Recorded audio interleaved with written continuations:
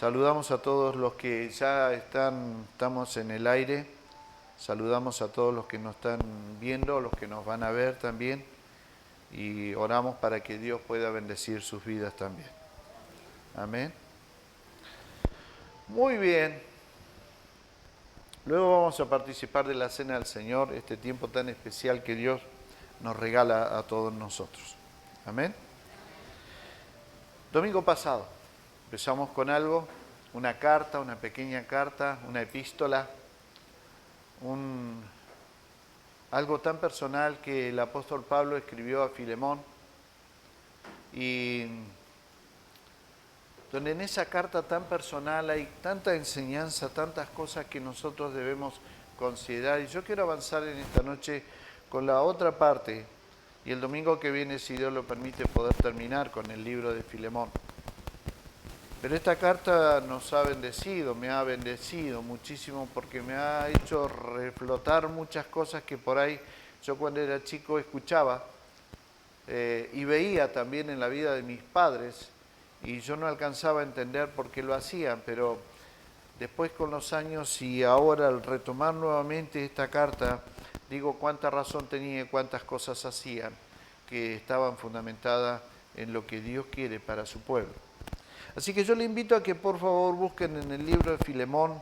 Vamos a avanzar sobre algunos aspectos, no vamos a avanzar sobre todo, ni vamos a hacer un exégesis de cada versículo, sino sencillamente quiero rescatar de algunos versículos algunas enseñanzas que vienen bien a que en este tiempo nosotros podamos entenderlo.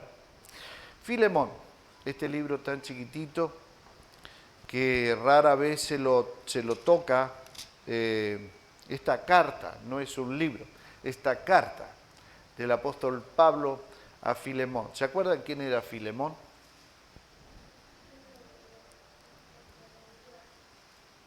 Bien.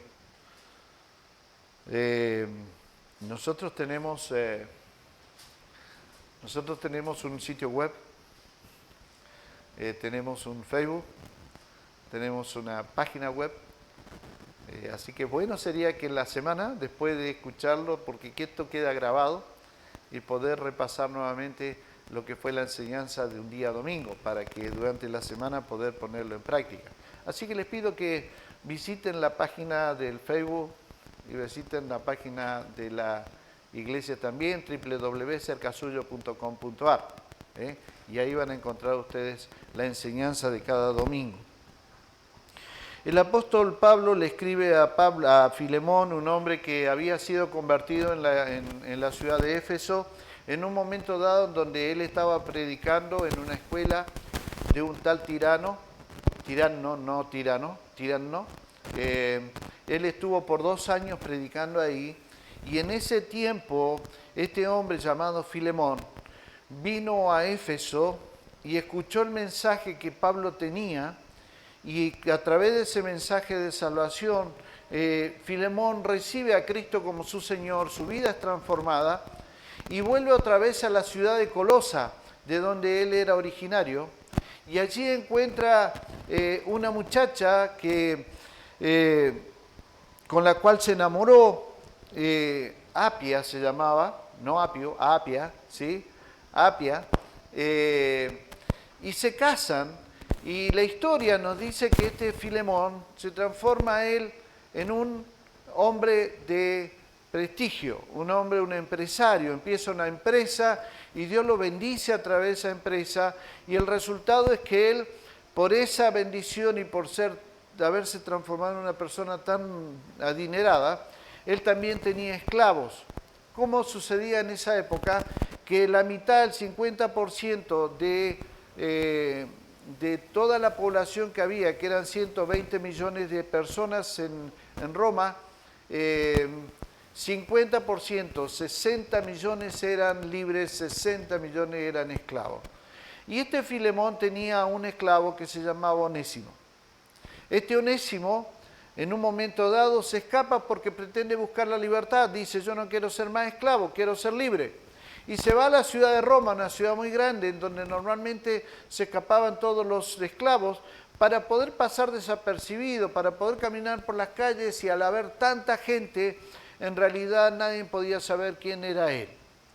Hasta que un día Onésimo va caminando por una de las calles y se encuentra con que hay una multitud de personas escuchando a un hombre. Y él se abre paso entre esa gente para ver qué es lo que realmente estaba diciendo este hombre. Y sorpresa de él es cuando él va y empieza a escuchar, que este hombre era un hombre que hablaba de libertad, que era libre, que podíamos ser libres, pero estaba encadenado y que tenía soldados a su lado. Y esos soldados estaban custodiándolo. Y Onésimo dice, ¿cómo puede ser de que este hombre que está encadenado, yo lo dije, que está encadenado, hable de libertad? Sin embargo, yo que pretendo y que me he escapado de la esclavitud y pretendo ser libre, me encuentro con que en la libertad hay esclavitud, porque yo empiezo a tener la obligación de empezar a hacer algo que no hacía cuando yo estaba siendo esclavo, que era conseguir mi propio alimento y conseguir el lugar donde dormir. Entonces, en esa libertad que él pretendía haber buscado, en realidad encuentra esclavitud. Y este hombre, Pablo, que él lo conoce, dice, sin embargo, él que está encadenado y preso, y habla de libertad. Con esa intriga se acerca a Pablo y le pregunta más sobre eso, hasta que Pablo le presenta la libertad, que es a través del Evangelio de Cristo Jesús. Y este hombre acepta a Cristo y se transforma en un hombre libre. Pero tenía un peso muy grande porque él sabía que él era fugitivo. Entonces llega un momento en donde le dice a Pablo, Pablo, tengo algo que comentarte, algo que decirte. ¿Qué será? Bueno, yo soy un fugitivo que me escapé. Me escapé. Y Pablo dice, ¿de dónde eres? De Colosa. De Colosa. ¿Y quién era tu amo? Filemón. Ah, Filemón. Filemón es uno de mis, uno de mis hermanos de la iglesia. Dice, ¿y qué tengo que hacer? Tienes que volver donde él. Tienes que volver donde tu amo. Pero yo te voy a dar una carta. Directamente a Filemón. Y la carta que le dio es la carta que ustedes tienen en sus manos. Y hasta ahí quedamos. ¿Bien? Ok. Versículo 1. Pablo, prisionero de Jesucristo, y el hermano Timoteo, al amado Filemón, colaborador tuyo. Primer versículo. Le envía un caluroso saludo a Filemón y a su familia. Y aquí el apóstol Pablo, hay algo que nos llama la atención, que él no empieza diciendo que él es apóstol. ¿Por qué no empieza diciendo que es apóstol? En todas las demás cartas que ustedes pueden leer del apóstol Pablo, dice, yo, Pablo, apóstol de Jesucristo. Sin embargo, en este caso, él no dice yo soy apóstol de Jesucristo, sino que dice yo soy prisionero de Jesucristo. ¿Por qué? Porque había una cosa que era que tenía una carta que era muy personal, no era una carta para la iglesia, era una carta personal. Si nosotros tuviéramos que preguntarle a Pablo, y aquí está la imaginación que tenemos que usar, si nosotros hubiéramos podido, le pudiéramos preguntar a Pablo en ese momento, pero Pablo, ¿quién te tiene prisionero? ¿Los romanos? Y seguramente Pablo nos diría, no, los romanos no me tienen prisionero. Entonces, si no son los romanos que te tienen prisionero, entonces son los líderes religiosos. Y Pablo seguramente nos respondería, no, los líderes religiosos no me tienen prisionero a mí, no me tienen encadenado. Entonces la pregunta, ¿quién te tiene encadenado? ¿Quién te tiene preso? ¿Quién te tiene prisionero? Y la respuesta de Pablo hubiera sido Jesucristo. Jesucristo me tiene prisionero. Entonces podríamos decir, pero entonces tú sirves a alguien que te tiene en la cárcel. ¡Qué ilógico! ¿Por qué le sirves a alguien que te metió preso? Y probablemente el apóstol Pablo nos hubiera respondido más o menos así. Sí, Jesucristo me tiene prisionero, Y cuando su voluntad sea que esté en la cárcel, estaré en la cárcel. O nos podría responder, cuando su voluntad sea que esté fuera de la cárcel, entonces estaré libre. Cuando su voluntad sea que esté enfermo, entonces estaré enfermo. Porque yo le pertenezco a Jesucristo. Yo le pertenezco a Jesucristo. Y era Jesucristo, por causa de Jesucristo, que él estaba encadenado en esa prisión. Por eso en un momento dado él en el libro de Gálatas, escribiéndole a los Gálatas, le dijo en el capítulo 2, versículo 20, con Cristo estoy juntamente crucificado y ya no vivo yo, mas Cristo vive en mí. Y lo que ahora vivo en la carne, lo vivo en la fe del Hijo de Dios, el cual me amó y se entregó a sí mismo por mí. ¿Se entiende? Y como le pertenezco, seguramente Pablo nos diría, he aprendido a contentarme en cualquier estado o condición en la cual me encuentre. Por eso él lo refuerza después cuando le escribe a los libros de Filipenses, a los filipenses le dice, capítulo 4, 13, no lo digo porque tenga escasez, pues he aprendido a contentarme cualquiera que sea mi situación. Así que todo va bien, hermano, me diría.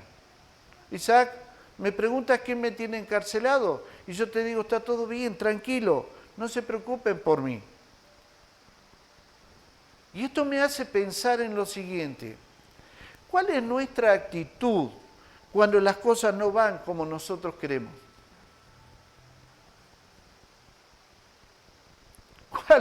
¿Cuál es nuestra actitud? Enojo, nos enojamos, exigimos, protestamos, nos quejamos, lloramos, decimos yo te soy fiel y porque te soy fiel tienes que responderme. La idea es que debemos empezar a pensar como Pablo pensaba, que él no se pertenecía a él solo, sino que le pertenecía a Jesucristo. Yo no me mando solo, decía. Lo que yo vivo, lo vivo en la fe del Hijo de Dios. Ya no vivo yo, mas Cristo vive en mí. Entonces, en el momento en el cual nosotros empezamos a pensar en esto y empezamos a ver esta realidad, decimos, ¿qué es lo que nos falta a nosotros para dejar de quejarnos, para dejar de protestar, para dejar de hacer algo que es como que de pronto nosotros queremos torcerle la mano a Dios cuando realmente Él nos quiere pasar por un proceso y en ese proceso nos quiere hacer crecer? Tenemos que aprender a decir lo que dijo Pablo, yo no vivo, ya no vivo, Isaac se murió. El que vive en mí es Cristo. Entonces, ¿cómo contestás mal? No, si vive Cristo en mí, yo contesto bien. Si vive Cristo en mí, yo me comporto de cierta manera que Cristo se comportaría. Y cuando yo me hago esclavo de Jesucristo, ya no importa si Él decide que yo pase por una enfermedad, si Él decide que yo pase por un tiempo de escasez, si Él decide que yo haga tal o cual cosa, yo ya no me quejo porque sencillamente digo, yo le pertenezco a Él. Y es lo que Pablo estaba diciendo. Yo no saco chapa, Filemón. Yo no vengo delante de ti como el apóstol Pablo, sino que vengo delante de ti como el prisionero de Jesucristo. Y esa actitud marca una gran diferencia entre un cristiano y otro cristiano. ¿Me entiende? Él menciona a Timoteo como su hermano. Dice, Timoteo, mi hermano. Es mi hermano, Timoteo es mi hermano. Pero también tú, Filemón, eres mi hermano. Y cuando él habla de esto, Está diciendo que tanto él como Filemón, como Timoteo, estaban unidos a Cristo Jesús. Entonces, si usted está unido a Cristo Jesús y yo estoy unido a Cristo Jesús, somos hermanos. Somos hermanos. ¿Tenemos distintas funciones? Sí, tenemos distintas funciones, pero somos hermanos. Porque lo que nos une a nosotros no es la iglesia, no es el nombre de un ministerio, no es un pastor, no es un líder. Lo que nos une a nosotros es Jesucristo. Y es Él el que nos hace a nosotros hermanos. Somos hermanos en Cristo Jesús. Y luego dice al amado Filemón. Y no lo estaba halagando, Cuando él le dice al amado Filemón, no lo estaba halagando, sino que realmente él sentía un cariño muy especial por este hombre, porque él le iba a pedir algo especial a este hombre, que era su hermano, y que él tenía un cariño sumamente especial, y le dice a mi amado Filemón. Por eso que cuando decimos amado, amada,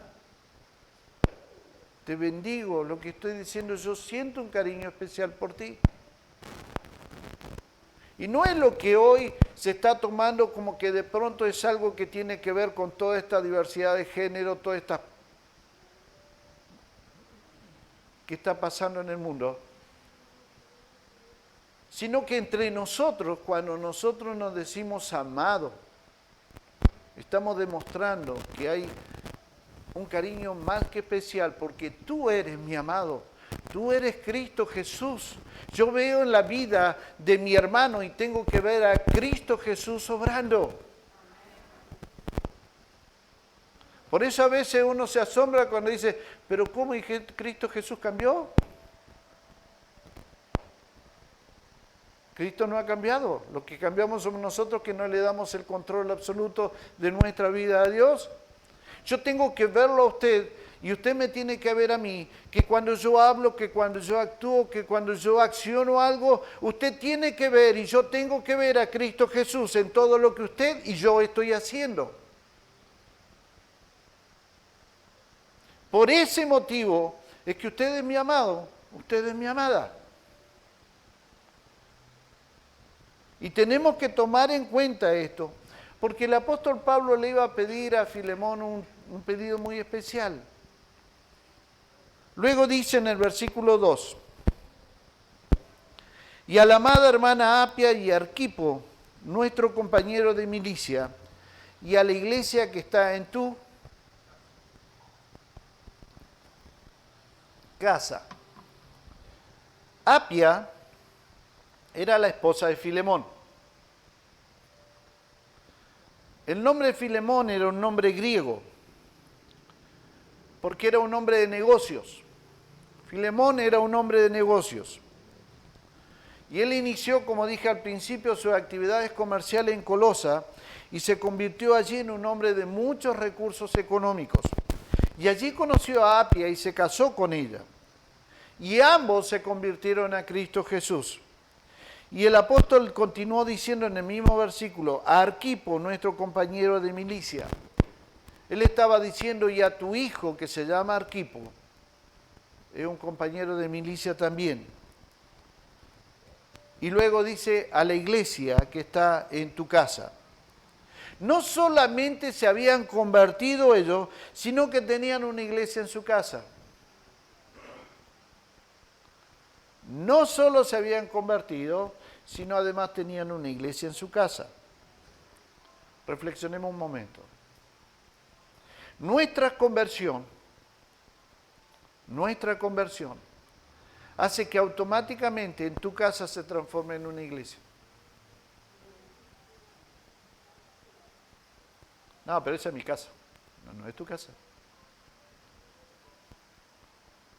Porque cuando nos convertimos a Jesucristo, nosotros tenemos a la iglesia en nuestra casa. Qué lamentable que es cuando en las casas no se viva como si estuvieran en la iglesia. Yo acá a ustedes no lo veo gritar diciendo ninguna cosa rara, ¿cierto? ¿Ok? Todo lo que sale de nuestra boca, en definitiva, es para adorar al Señor, para exaltarle, para bendecirle, ¿sí o no? ¿Sí? Bien. ¿Por qué en nuestra casa no es así? Si nuestra casa, por estar nosotros convertidos, se transformó en una iglesia.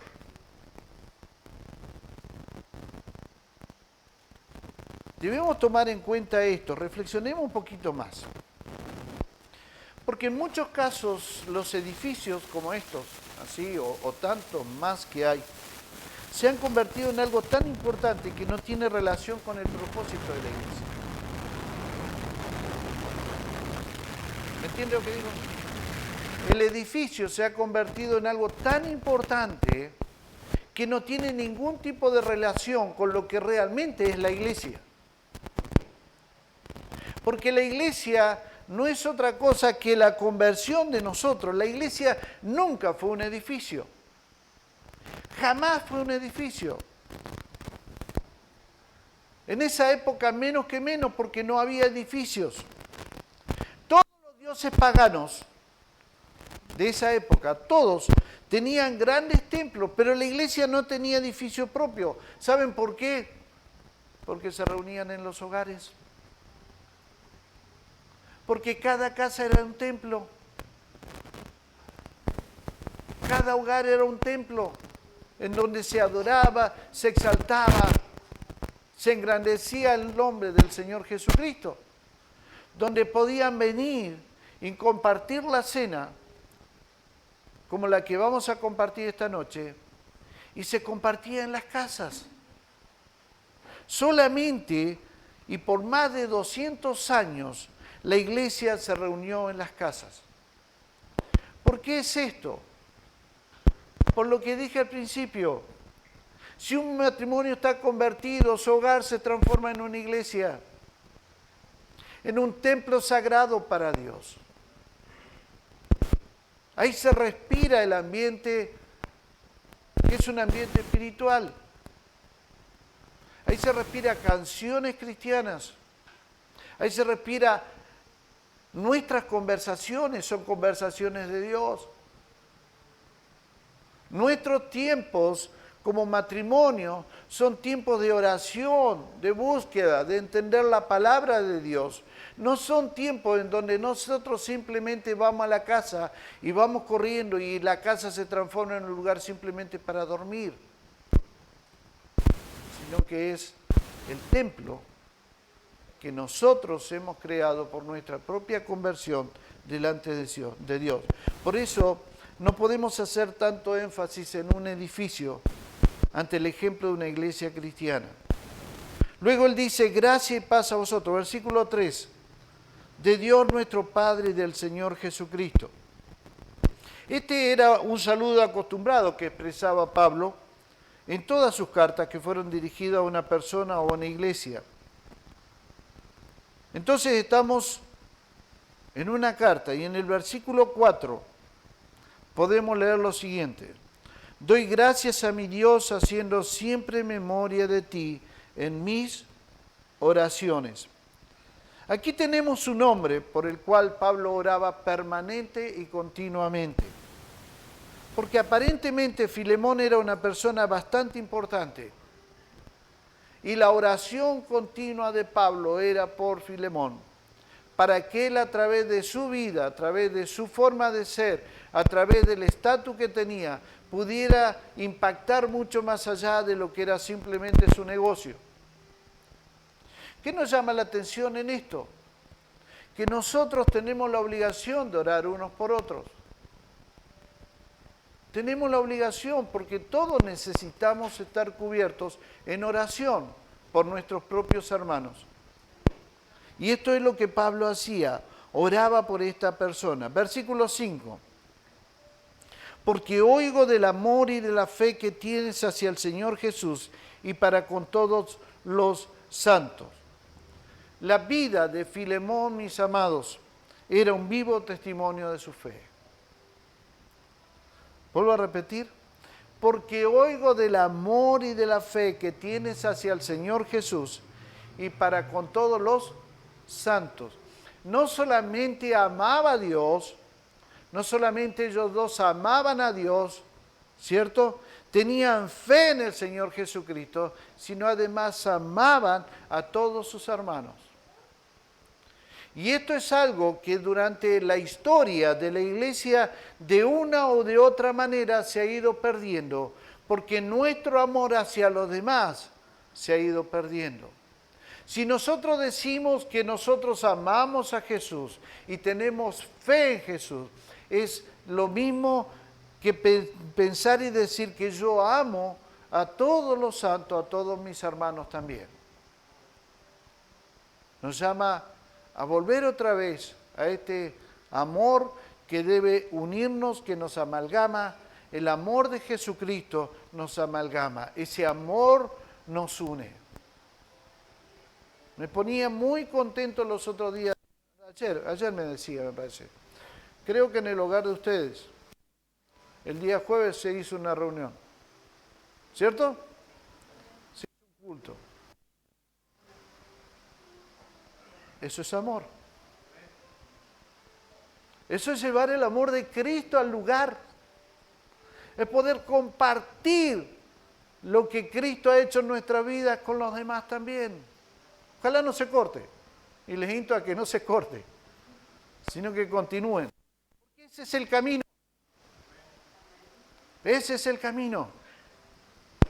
Y este hombre tenía un testimonio tan fuerte que ninguno, nadie de sus vecinos, de los que eran sus clientes, de los que eran sus proveedores, nadie podía decir que Filemón no practicaba la fe en Jesucristo. Por eso el apóstol Pablo le escribe a él y le dice lo siguiente que viene a recordarnos a nosotros en 2 Corintios 3, 2 y 3. Nuestras cartas sois vosotros, escrita en nuestros corazones, conocida y leída por todos los hombres, siendo manifiesto que sois carta de Cristo expedida por nosotros, escrita no con tinta, sino con el Espíritu del Dios vivo, no en tabla de piedra, sino en tablas de carne del corazón. Él dijo, nuestras cartas sois vosotros. ¿Saben la importancia que tiene esto para los pastores? Pero ¿cómo, pastor? Puede ser. Nuestras cartas hacia el mundo son ustedes. ¿Pero cómo? Explíqueme. Porque lo que ustedes hacen es lo que los demás piensan que son sus pastores.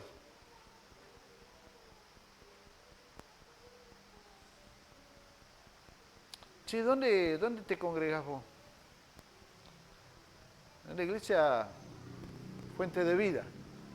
¿Y quién es pastor? Pastor Isaac, la pastora Yoli.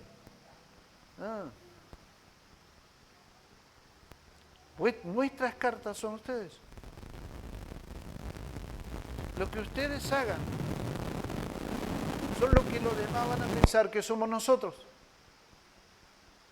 Por una sencilla razón, porque somos nosotros sus guías.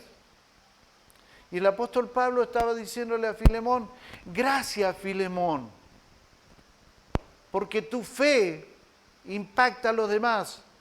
Y tú eres una carta mía, que yo le escribí a todos los que...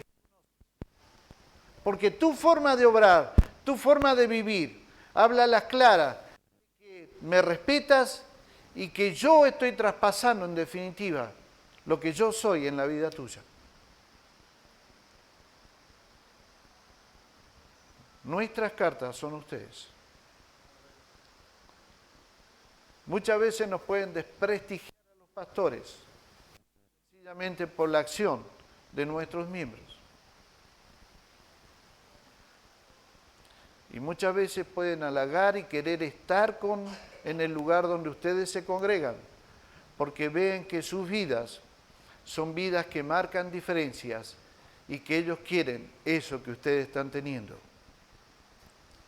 Y cuando una persona quiere lo que otro tiene, automáticamente va a hacer todo el esfuerzo para poder estar en el lugar en donde está esa persona, porque quiere eso. Entonces, muchas veces nuestros crecimientos también están ligados a estas cosas. Y el apóstol Pablo lo dijo claro y preciso. Su fe tiene que estar dirigida hacia Jesús y él era fiel con los otros cristianos. Luego, versículo 6. Y pido para que la participación de tu fe sea eficaz en el conocimiento de todo el bien que está en vosotros por Cristo Jesús. ¿Qué estaba diciendo? Su fe era compartida. Él compartía la fe. Él compartía, él no se quedaba callado. Filemón no se quedaba callado, compartía la fe. De hecho, su iglesia, la casa era su iglesia. Las reuniones las hacían en su iglesia y él compartía la fe que él tenía con todos los demás. Compartía la fe que tenía en Cristo Jesús. Tenemos que volver otra vez, tal vez, a los tiempos, en donde la iglesia, debemos dejar de pensar que es solamente un edificio y empezar a transformar nuestros hogares en una iglesia, para que en esa iglesia usted se transforme en el pastor de quien invite y pueda compartir su fe con los demás. Tenemos el ministerio de la reconciliación. 2 Corintios 5:8 dice, y nos dio el ministerio de la reconciliación. ¿Qué significa eso? Que tenemos que aprender a reconciliar al hombre con Dios. Hay mucha gente que no está reconciliada con Dios. Y el trabajo que nosotros tenemos es reconciliar a ese hombre, a esa mujer, que no conoce de Dios y que está peleado con Dios, reconciliarlo con Dios al presentarle a Jesucristo como el Señor de sus vidas. Versículo 7. Pues tenemos gran gozo y consolación en tu amor, porque por ti, hermano, han sido confortados los corazones de los santos. ¿Qué es lo que quería decir? Pablo experimentó un gran gozo y consuelo en el amor de Filemón por los otros creyentes y por él mismo. Filemón era la clase de persona que había ofrecido hospitalidad en su casa a los predicadores y maestros que lo visitaban. Nunca las puertas de la casa de Filemón estuvieron cerradas para quienes eran predicadores, quienes eran maestros que pasaban por esos lugares. Siempre las puertas de Filemón de su hogar estuvieron abiertas. ¿Y saben qué? Es una tremenda bendición para una iglesia tener hermanos que practiquen la hospitalidad y el compañerismo cristiano. Esos hermanos que buscan pretextos, ¿sí? Pretextos, estrategia para poder estar juntos. Que quiere estar junto con los hermanos. Quiere compartir su fe con los demás. Es una tremenda bendición poder tener hermanos que puedan abrir sus puertas de sus casas para poder recibir a otros hermanos. No estoy hablando de otras personas que no sean sus hermanos. Y poder extender su mano. Porque dice el libro de Hebreos, no os olvidéis de la hospitalidad porque por ella algunos, sin saberlo, hospedaron ángeles. Por eso decía, yo conocí de mis padres y conocí de mi suegra personas que abrían sus hogares y en mi casa siempre hubo gente, predicadores, pastores, evangelistas, hermanos, eran estudiantes del instituto bíblico, permanentemente en mi casa había siempre alguno de ellos, durmiendo porque pasaban a visitar otra ciudad o venían y las puertas del hogar de mis padres se abrían de par en par. Yo digo, ¿cuántas de esas bendiciones de esos hombres cayeron sobre nosotros que éramos pequeños, que éramos hijos, que no entendíamos, que no aportábamos nada, pero que seguramente esas personas, por estar ahí, nos bendecían y declaraban sobre nosotros que íbamos a ser siervos de Dios?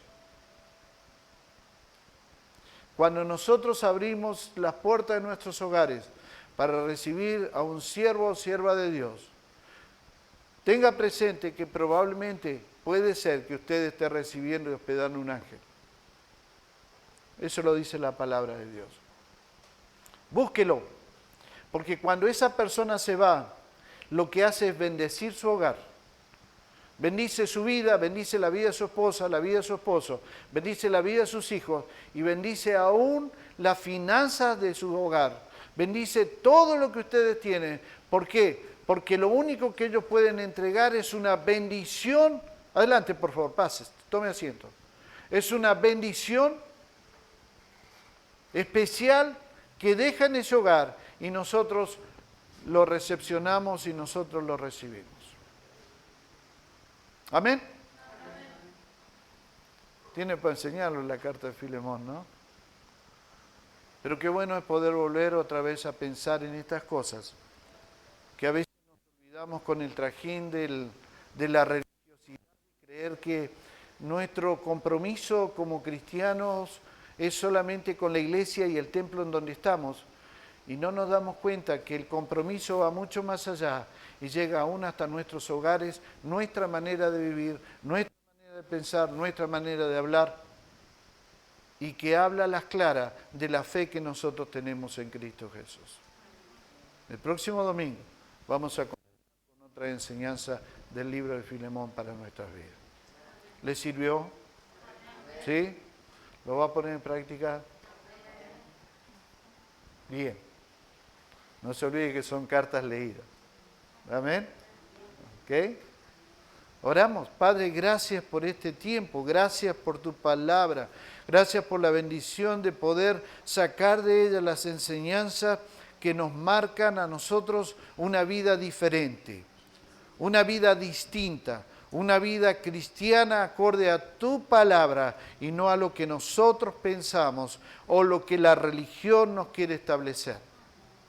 Yo te pido, Señor, que esta palabra sea sobre la vida de mis hermanos y hermanas, Señor, como un bálsamo fresco que nos lleva a pensar, a meditar y a tomar decisiones, Señor, de cuál es nuestra actitud frente, Señor, a la obligación que tenemos de presentar al mundo la fe que tenemos en Jesucristo y ser reconciliadores de esos hombres, esas mujeres con Dios mismo. Muchas gracias, amado, por este tiempo. En el nombre de Jesús. Amén y amén. Gracias a Dios. Aleluya. Amén.